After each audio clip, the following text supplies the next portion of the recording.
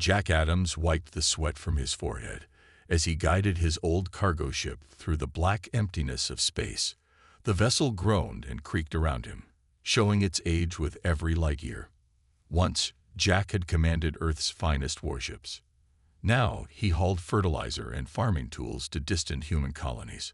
"Just 2 more hours until Horizon Colony," he muttered to himself, checking the nav computer. Horizon was a small farming settlement, one of many human colonies spread across this sector of the galaxy. Humans were newcomers to the galactic stage, having joined the Galactic Council only 75 years ago. The older species still treated them like children at a grown-up table. Jack's radar pinged. 3 ships had appeared behind him, moving fast. Too fast for merchant vessels. Unidentified ships. "This is cargo vessel Star Mule. Please state your business," Jack called over the comm. No response came, but the ships accelerated. Jack felt a chill run down his spine. He recognized the sharp, angular design now visible on his screen. Dominion vessels. The sight of them made species across the galaxy tremble. "This is a registered Earth transport on a peaceful mission." Jack tried again. "I am in Council-protected space." The first shot hit before he finished speaking. His ship rocked violently as warning lights flashed across the control panel. Jack's military training kicked in. He threw the Star Mule into evasive maneuvers, but his old cargo ship was no match for Dominion weapons. Mayday. Mayday. Earth vessel under attack by Dominion forces near Horizon Colony. Another blast tore through his engine room. With no choice left, Jack scrambled to the escape pod. As the pod ejected, he watched his ship break apart in a silent explosion. The pod tumbled through space, eventually settling into a trajectory toward Horizon Colony. Jack could only watch helplessly as the Dominion ships continued toward the small settlement. From orbit, he saw it all. The Dominion ships descended on the colony like hawks. Strange beams of light swept over the settlement, and one by one, the colonists were lifted into the air. Men, women, children, all pulled upward in glowing columns of light. Jack watched in horror as the colony was emptied of all human life in less than an hour. The Dominion ships, their holds now full of captive humans, vanished into hyperspace, leaving empty buildings and abandoned fields behind. 3 days later, on Earth, Director Wilson stood before the Emergency Council, her face grim. "Horizon Colony is the 37th human settlement to go silent in the past year," she said, her voice echoing in the circular chamber. Jack Adams, a former Space Force commander, witnessed the attack. His testimony confirms our worst fears. "The Dominion is taking our people." "For what purpose?" asked one of the council members. "We don't know," Wilson replied. "Our ambassador to the Galactic Council has filed formal complaints, but they continue to advise non-interference with Dominion activities." The room filled with angry voices. Humanity had played by the rules for 75 years, only to be treated as prey by the galaxy's most powerful force. "We must prepare for war," said General Ward, his fist hitting the table. "Against the Dominion." Another council member laughed bitterly. "They've ruled the galaxy for thousands of years. Species 10 times our age won't stand against them. What chance do we have?" The debate raged for hours. Earth had always been cautious, aware of its junior status in galactic politics. The Dominion had existed since before humans discovered fire. Their technology was beyond understanding, their empire spanning half the galaxy. The chamber doors burst open. A junior officer rushed in, face pale. "Director Wilson, a Dominion ship has entered Earth orbit. They're demanding to speak with our leaders." The council chamber's main screen flickered to life. The beam on screen wasn't visible, just a shadowy form called the Voice, the Dominion's public face. "People of Earth," it said, the translator making its words flat and cold. "The Dominion has allowed your species to expand beyond acceptable parameters. This will be corrected. You will provide 1 million humans as tribute within 1 Earth month. Failure to comply will result in direct intervention." The screen went dark. Silence filled the chamber for 10 heartbeats. They want us to hand over 1 million people, someone finally whispered. Director Wilson stood slowly. This is how it begins. First, they take our outer colonies. Then they demand tribute. Other species have faced this before us. Those who comply are slowly harvested until nothing remains but a shell of their civilization. And those who refuse? Asked General Ward.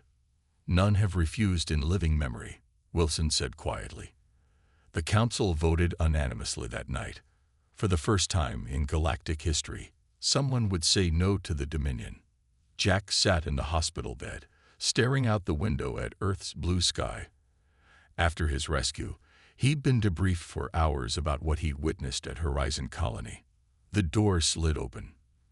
Director Wilson entered, followed by Captain Reed, commander of Earth's most advanced warship. Commander Adams, Wilson said, I'm afraid Earth needs you back in uniform. Jack looked up sharply. I'm just a cargo pilot now, Director. Not anymore. Wilson handed him a datapad.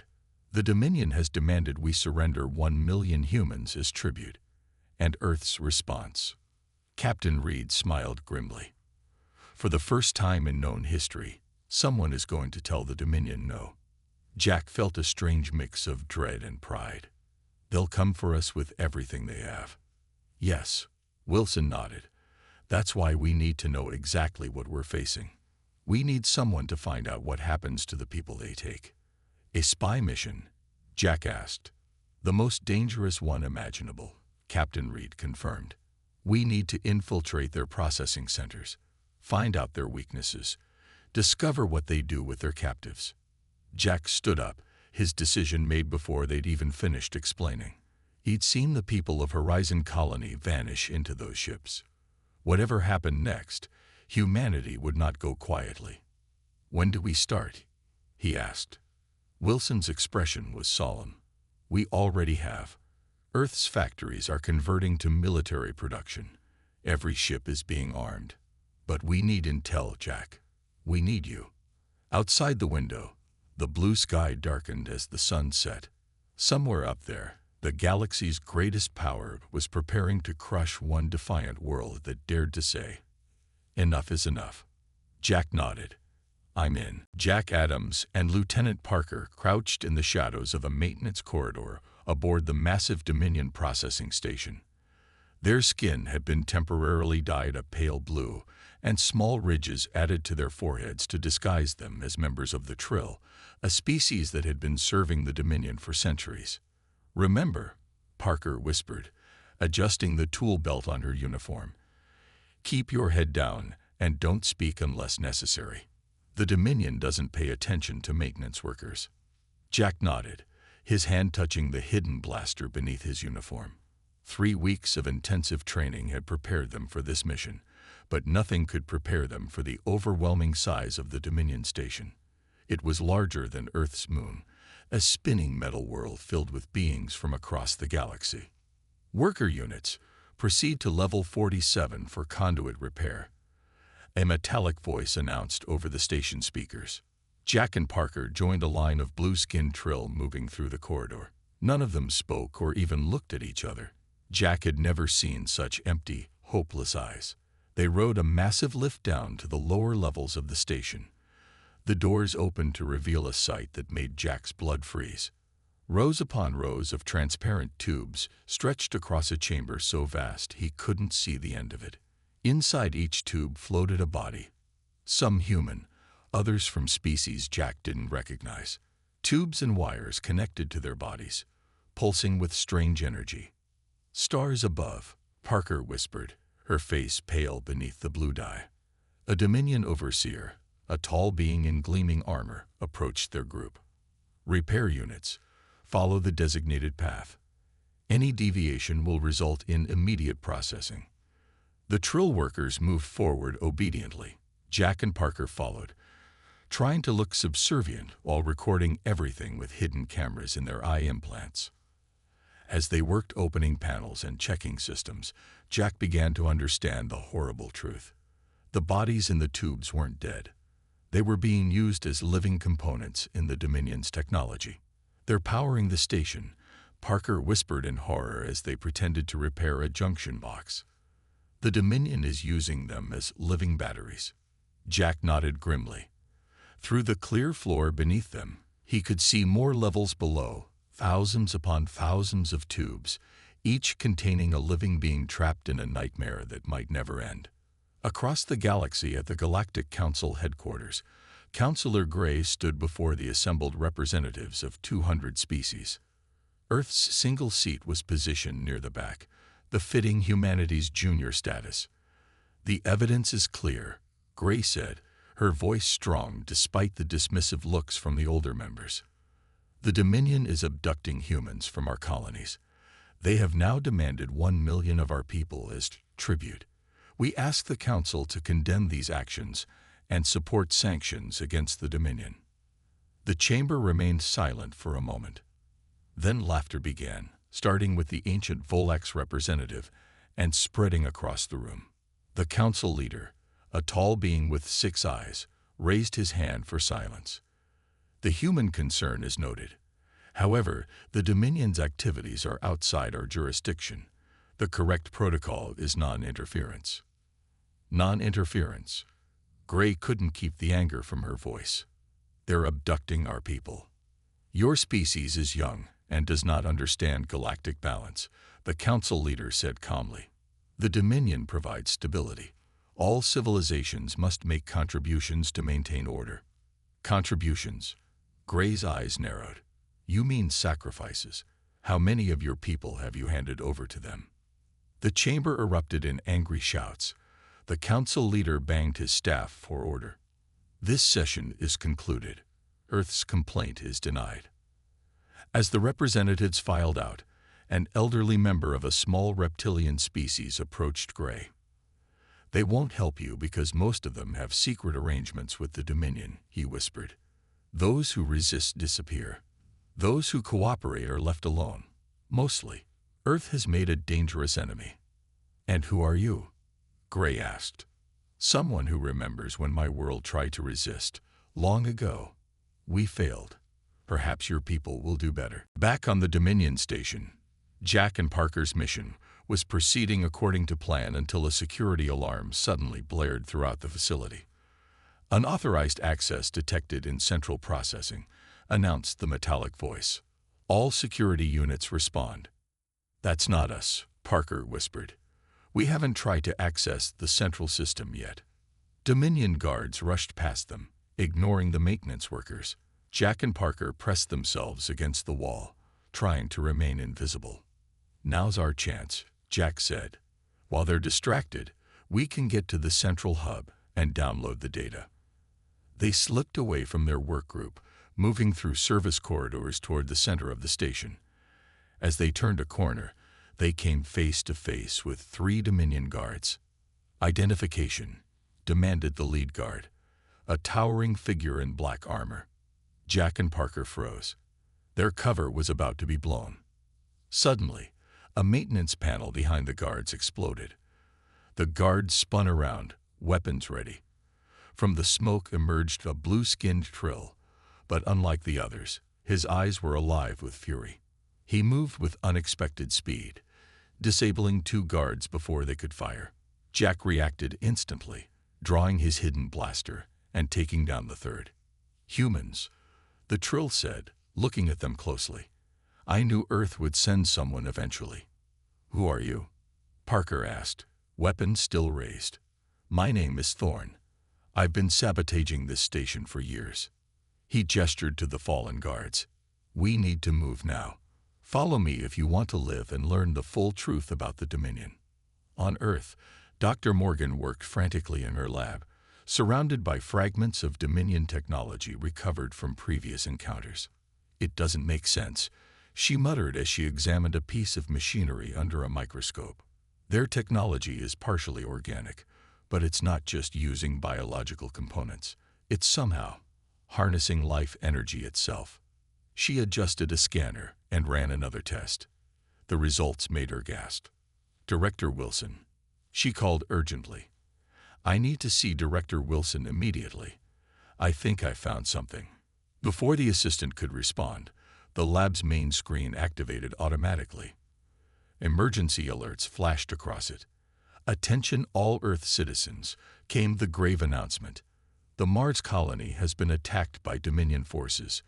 Initial reports indicate complete destruction. Casualty estimates are at 20,000. The President will address the planet within the hour." Dr. Morgan stared at the screen in horror, clutching her research notes.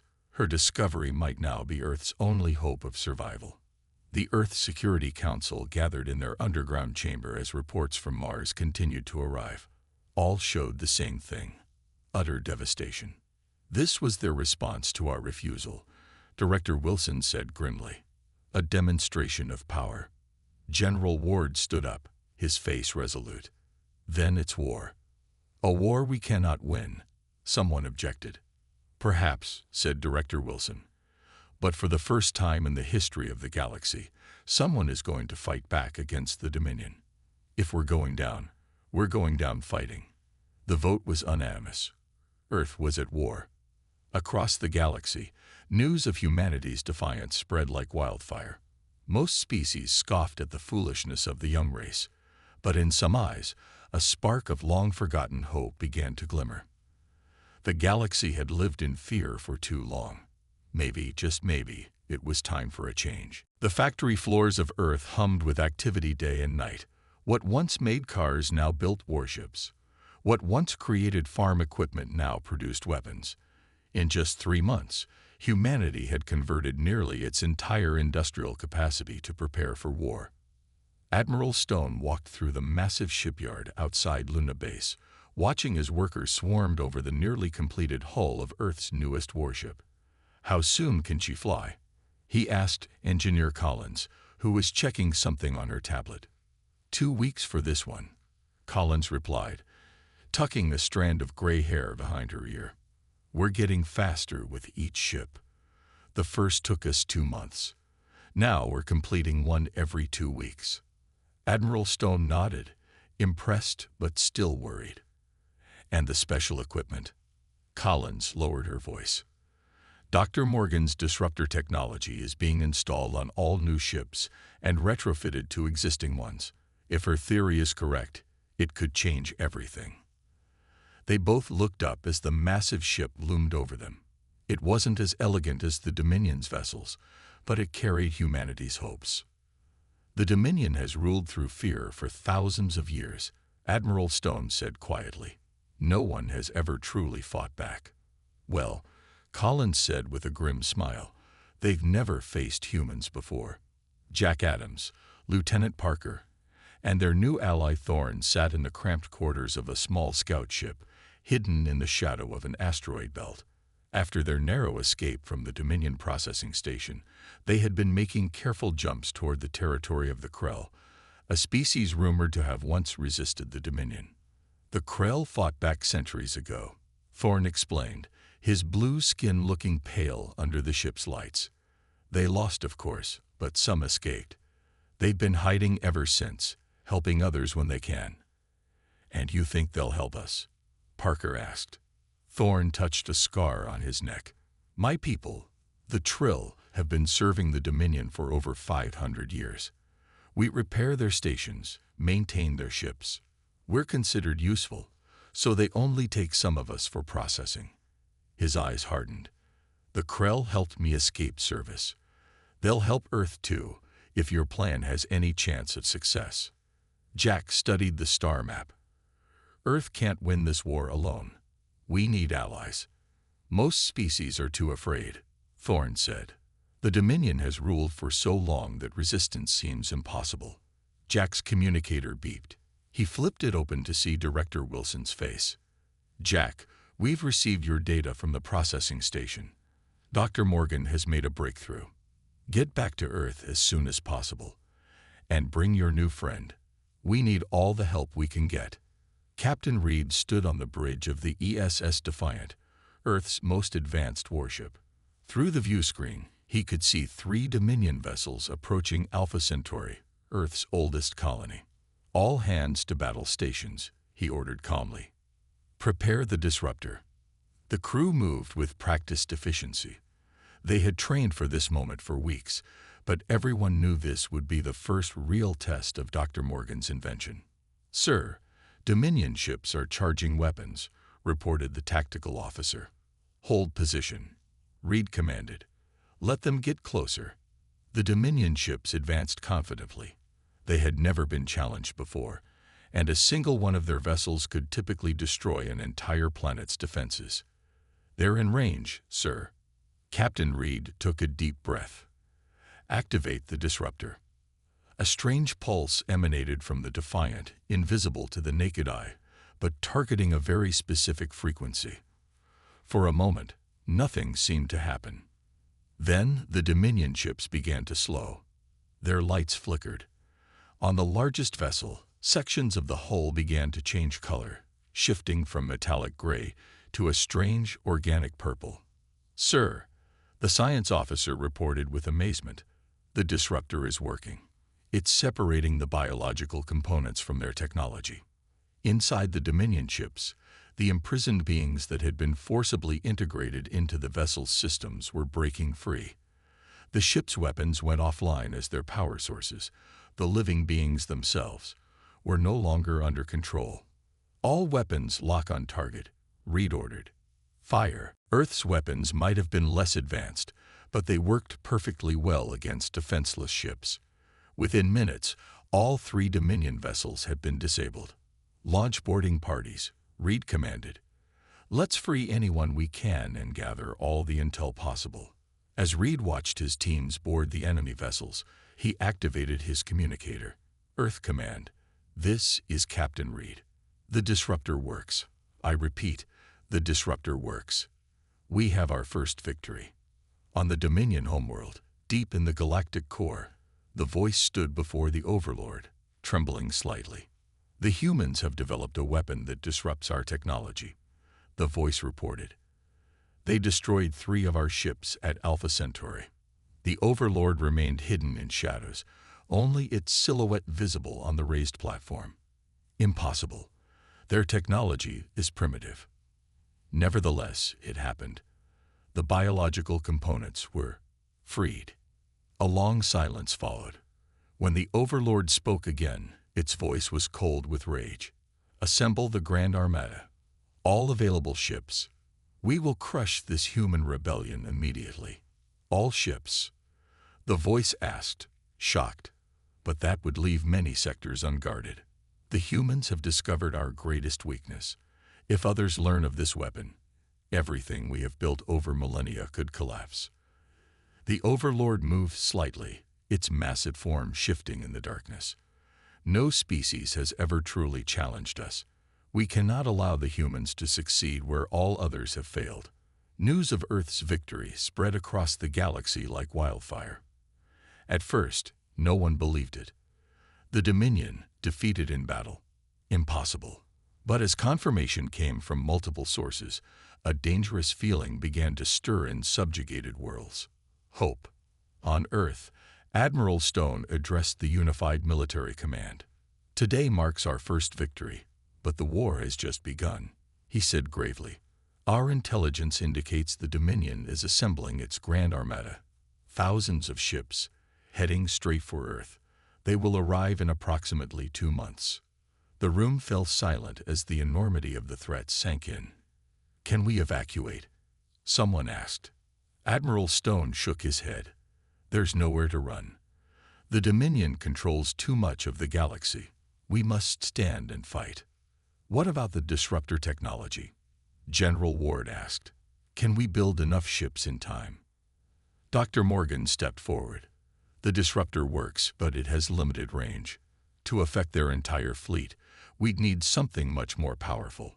"We're working on it," Engineer Collins added. "But we need time." Jack Adams, who had just returned from his mission with Parker and Thorne, stood up. "Then we'll buy you time. Thorne has contacts with resistance groups on dozens of worlds. If we can coordinate simultaneous uprisings, we might distract the Dominion enough to delay their attack." The galaxy held its breath as humanity prepared for the greatest battle in its history.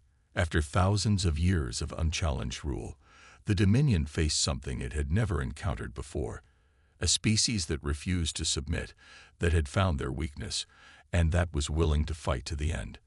For the first time, the galaxy dared to wonder, what if the Dominion could actually be defeated? Commander Ellis stood on Earth's largest orbital defense platform, watching as her crew ran final checks on the massive disruptor array. Through the viewport, she could see dozens of similar platforms forming a protective ring around the planet. "Will it be enough?" asked her second-in-command. Ellis didn't answer immediately. The Dominion Grand Armada had been detected entering the outer solar system. Over 5,000 ships, the largest fleet ever assembled in the history of the galaxy. "It will have to be," she finally said. Her communicator buzzed. "Commander Ellis, this is Earth Command. Dominion ships have passed Mars orbit. Estimated time to engagement, 3 hours." Ellis straightened her uniform. "All personnel to battle stations. This is not a drill." Far from Earth, Jack Adams, Lieutenant Parker, and Thorne led a small fleet of mismatched ships toward a Dominion processing center near the Orion Nebula. Their mission: to free as many captives as possible and disrupt Dominion operations while the main fleet attacked Earth. 20 ships, Parker said, looking at the tactical display. "Not much of a fleet. Quality over quantity," Jack replied with a grim smile. "Each ship is carrying Dr. Morgan's portable disruptor device, and every captain has a personal reason to hate the Dominion." Their fleet consisted of vessels from a dozen different species, crewed by those brave enough to join humanity's rebellion. Some were escaped slaves. Others were survivors of harvested worlds. All had answered Jack's call when he reached out through Thorne's underground network. "We're approaching the processing center," Thorne announced from the navigation console. "Their defenses are active." Jack opened a channel to the fleet. "Remember the plan. Hit fast, hit hard, and free everyone you can. Today we show the galaxy that the Dominion can be beaten." Ambassador Lee stood before the Galactic Council, which had convened an emergency session as news of the massive Dominion fleet heading to Earth spread across the galaxy. "Earth stands on the brink of destruction," she said, her voice calm despite the dire situation. "The Dominion sends thousands of ships against us because we dared to say no to their demands. We ask now for the Council's support." The Council leader shook his six-eyed head. "The Council cannot interfere in this conflict. It is between Earth and the Dominion." "Cowards," Ambassador Lee said quietly. "For thousands of years, you've watched as the Dominion harvested worlds and enslaved billions. You did nothing because you were afraid. Or perhaps," her eyes narrowed, "because some of you benefit from the Dominion's atrocities." Angry murmurs filled the chamber. "If Earth falls today," Lee continued, "remember this moment. Remember that you had a chance to stand against tyranny, and you chose to hide. The Dominion will not stop with Earth. One day, they will come for you too." As she turned to leave, a tall, reptilian figure stepped forward from one of the lower seats. "The Triad stands with Earth," the representative announced. Shocked gasps echoed through the chamber. The Triad was a secretive alliance of 3 species that had managed to maintain some independence from Dominion control. "Our fleet is small," the Triad representative continued, "but it is yours to command, Ambassador. We have monitored your battles. Your disruptor technology offers the first real hope of defeating the Dominion in millennia." Ambassador Lee bowed deeply. "Earth thanks you. Together, we will fight for a free galaxy." Dr. Morgan worked frantically in her lab, trying to complete her enhanced version of the disruptor. Her hands moved quickly over the complex device as alarms blared throughout the facility. "Dr. Morgan," a voice came over the intercom. "All non-essential personnel must evacuate to the underground shelters immediately. Dominion forces have engaged our outer defenses." She ignored the warning, focused entirely on her work. The prototype was almost ready, but she needed more time. Just a few more adjustments. The lab doors slid open. Dr. Morgan looked up, expecting to see security personnel coming to escort her to safety. Instead, a tall figure in strange armor stood in the doorway. "Dr. Morgan, The figure said, its voice metallic through its helmet. "I am the architect. You will come with me." 2 Dominion soldiers flanked the architect, weapons raised. Dr. Morgan reached slowly for the alarm button under her desk, but the architect moved with impossible speed, crossing the room and grasping her wrist. "Your disruptor technology is impressive," the architect said, "but incomplete. The Overlord wishes to discuss it with you." As they dragged her from the lab, Dr. Morgan managed to hit the emergency purge button with her elbow.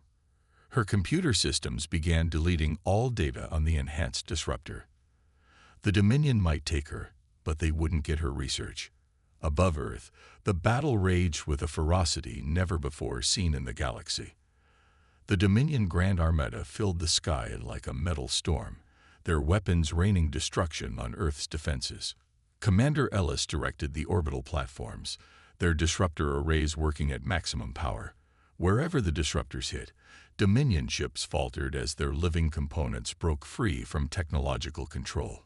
But there were too many enemy ships. For every one disabled, 10 more took its place.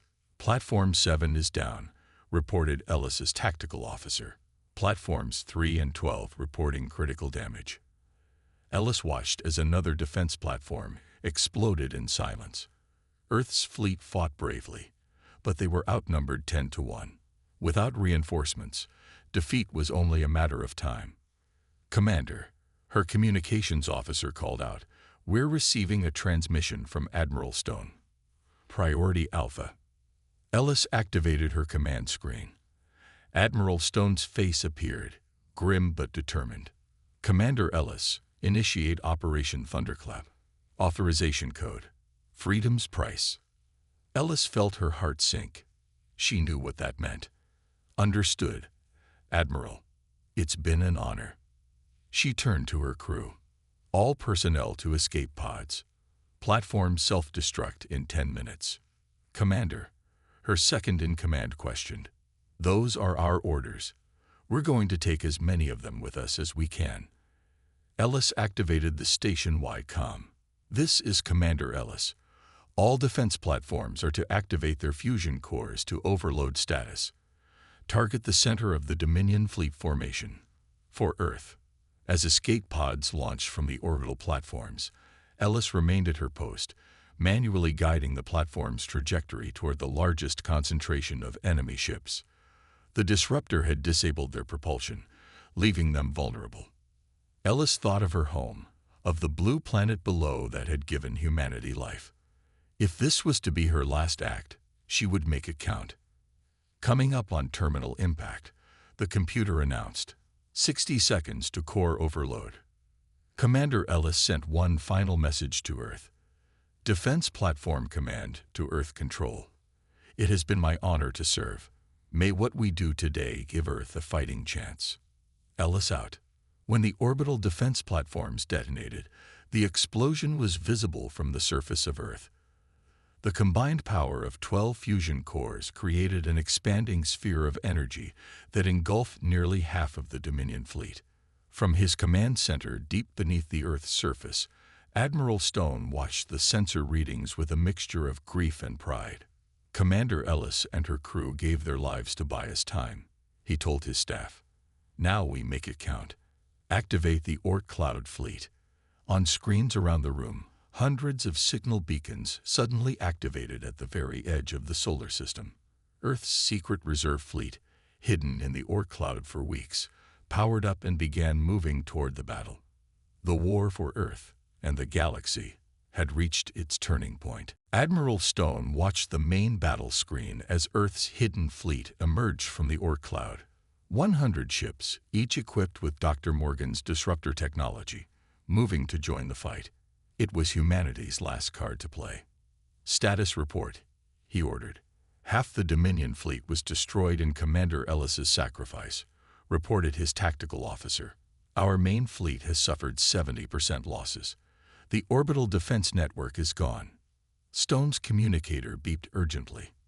"Admiral, new contact detected. Something massive just entered Earth orbit."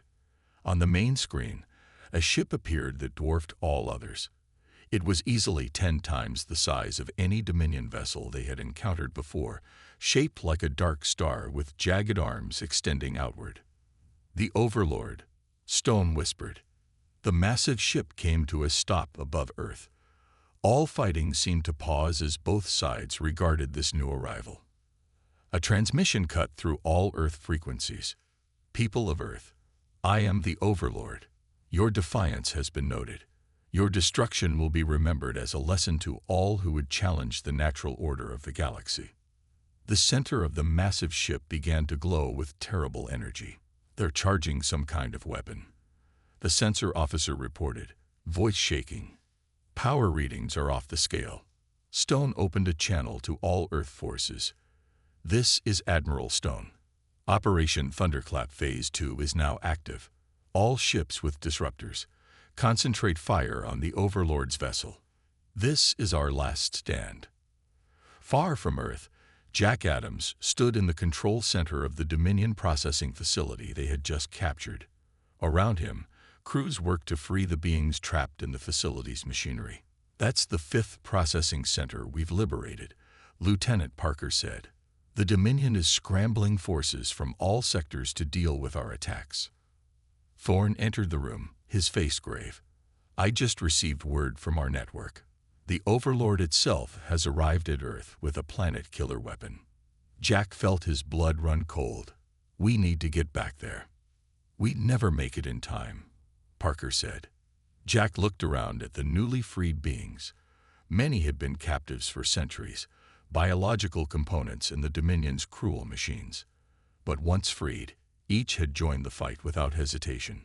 "Maybe we can't get to Earth," Jack said slowly, "but we can make the Dominion fight a war on 100 fronts at once." He turned to the communications station.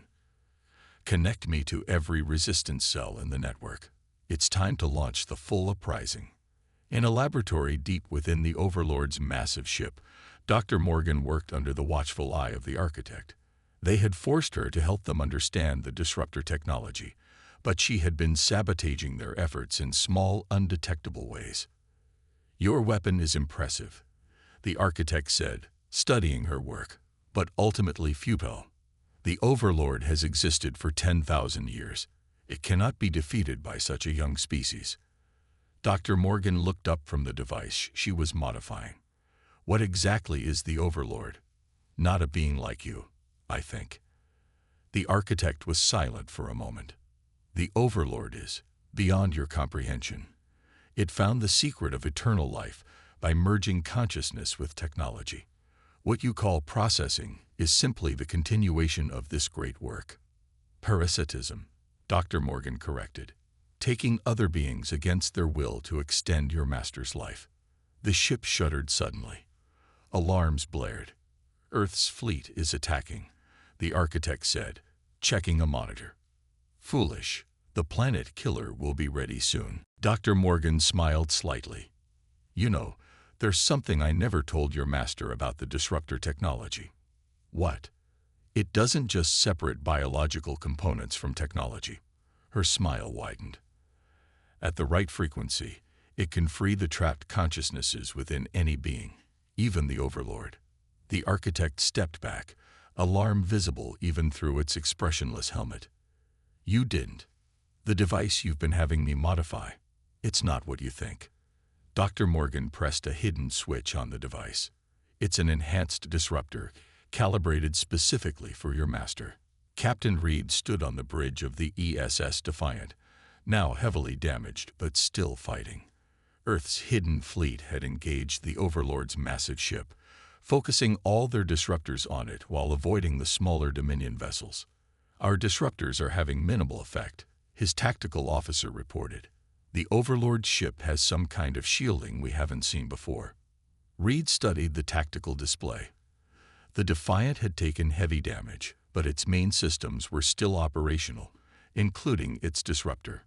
"There's a weak point," he said, pointing to a section near the center of the Overlord's ship where the planet-killer weapon was charging. "If we can get close enough, we might be able to disrupt the weapon itself." "Sir, at that range, we'd likely be destroyed by the backwash." Reed nodded grimly. Send a message to Earth Command.